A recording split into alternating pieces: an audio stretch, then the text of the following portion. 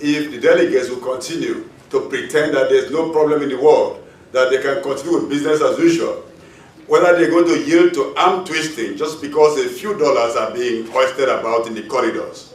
We want to send a clear message to delegates that finding a solution to global warming does not require rocket science. The peoples of this world met last year in April in Cochabamba and came away with a very clear, simple, strategic document, the People's Agreement. The blueprint to fighting global warming is right in that document. And we find that leaders who spend months, spend years, and now they want 10 more years, 20 more years of inaction. We are demanding and call upon the G77, the group, or the African group, the ALBA, the LCs, to say clearly that enough is enough of this nonsense. We can't afford to pretend that nothing is going on while the world is burning. Africa must not be killed. We're asking that everyone in the halls, all those in the secret rooms, should know that what they're doing, the delays, constitute nothing short of crime. We are here today.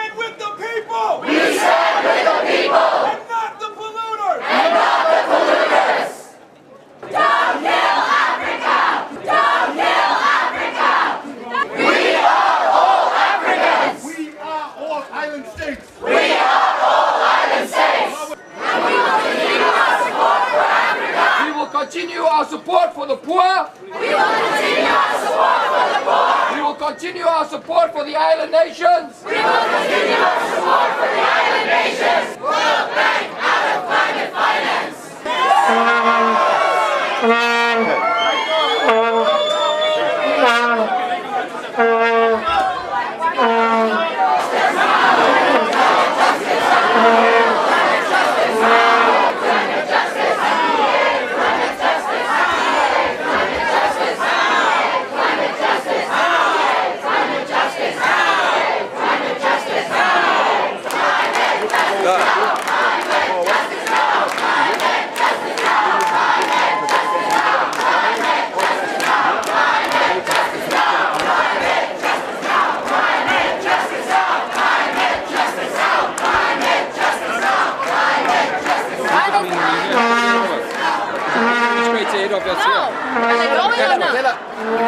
Where the negotiations now, small island states, least developed countries, Africa are being sold down the toilet, that the interests of polluting corporations and the dominant interests of rich countries like the US and Canada that carry a big proportion of the responsibility of the chaos that we find ourselves in are actually going to go for the least ambitious deal, the deal that does not reflect that the minister's country is on the line for sinking in Maldives, that in Africa already our people are dying from drought, there's water shortages and so on.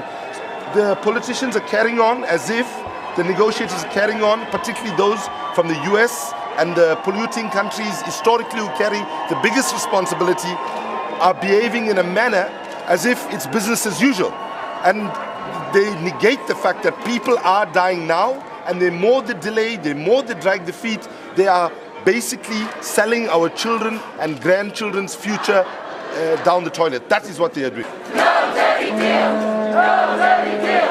No dirty deal! It's common gossip and commonly understood in the corridors that some rich countries, we've heard it from individual negotiators are telling us, the US and Canada in particular, have been trying to silence the small developing countries by talking about threatening to withdraw aid packages, or on the other side saying if you don't put up the resistance, then in fact you will get more aid. That is undemocratic, that is unethical. We need our negotiators here to come up with a deal that tells us to do what the science tells us to do. And the science tells us that emissions must peak by 2015.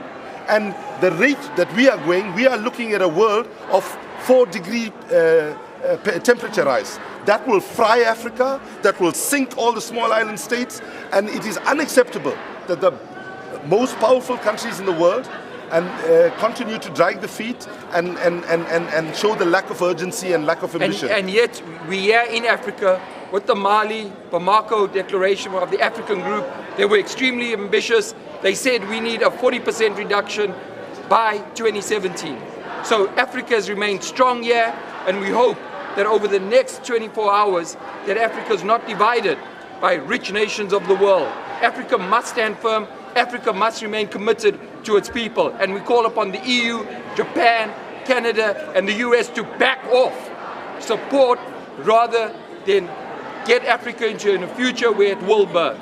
We are not negotiating with our survival. We can negotiate with everything else, but not with the survival of any country or any people. How much more can we expect the poor, vulnerable nations to compromise? Maldives in Copenhagen fought for 1.5 degrees. The majority of countries here, want to limit temperature increase by 1.5 degrees, not 2 degrees. Because already, if nations are suffering any further increase in temperature, those that are actually paying a big price now are going to be worse off. If you ask them to do.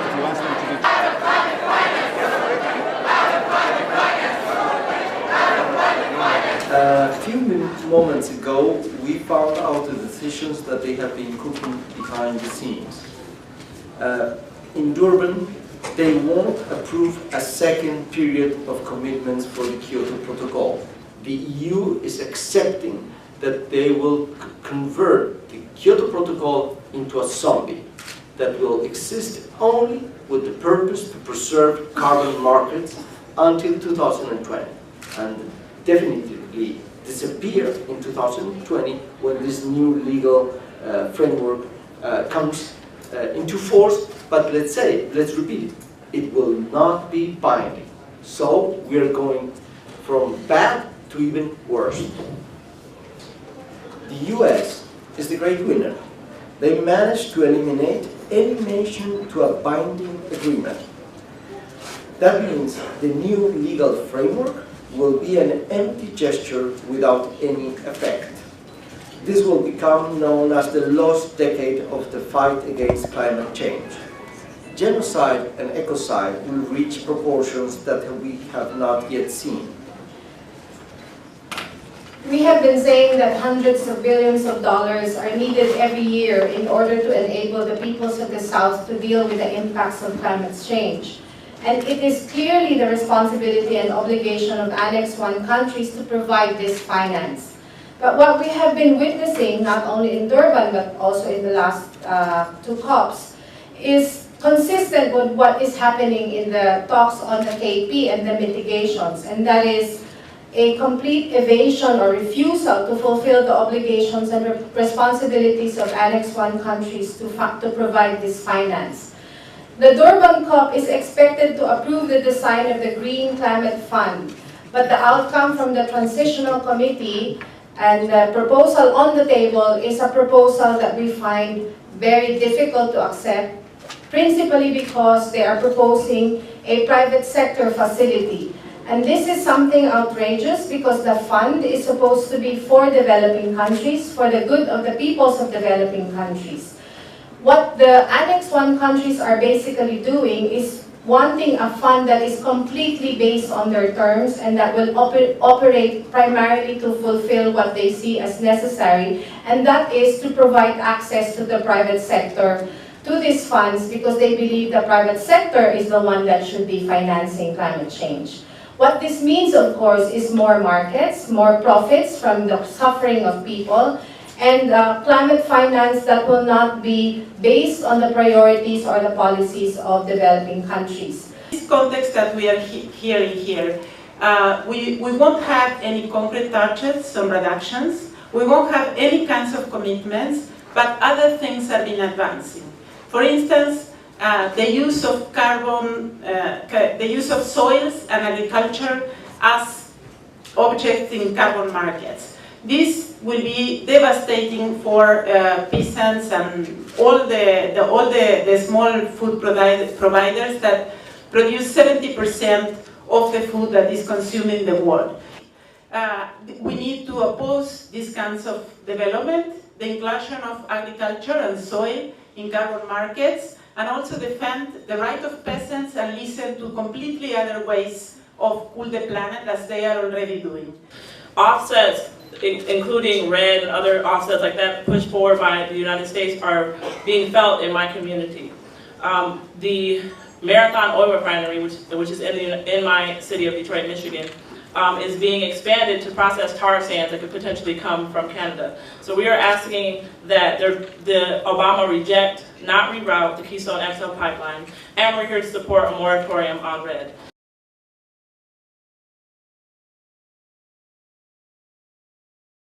If the delegates will continue to pretend that there's no problem in the world, that they can continue with business as usual, whether they're going to yield to arm twisting just because a few dollars are being hoisted about in the corridors. We want to send a clear message to delegates that finding a solution to global warming does not require rocket science. The peoples of this world met last year, the group, the African group, the ALBA, the LCs, to say clearly that enough is enough of this nonsense. We can't afford to pretend that nothing is going on while the world is burning. Africa must not be killed. We're asking that everyone in the halls, all those in the secret rooms, should know that what To the African nations. To the African nations. To provide support for all negotiators. To provide support for all negotiators. Who are acting on behalf of the people. Who are acting on behalf of the people. And not the polluters. And not the polluters. We stand with the people. We stand with the people. And not the polluters. April in Cochabamba and came away with a very clear, simple, strategic document, the People's Agreement. The blueprint to fighting global warming is right in that document. And we find that leaders will spend months, spend years, and now they want 10 more years, 20 more years of inaction. We are demanding and call upon the G77. They're doing, the delays constitute nothing short of crime.